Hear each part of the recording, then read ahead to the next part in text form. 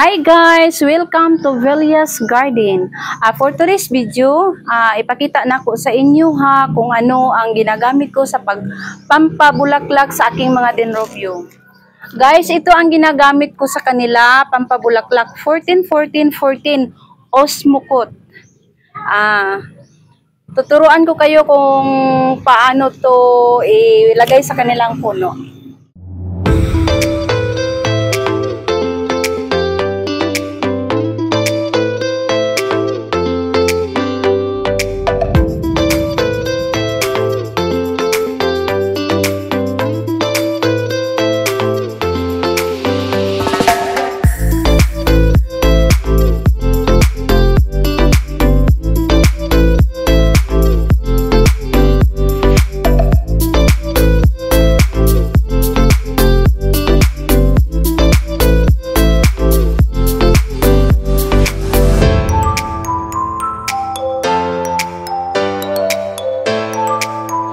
Guys, makita natin sa kanila, tingnan nyo, hindi masyadong healthy ang kanyang katawan pero nagbibigay siya ng bulaklak.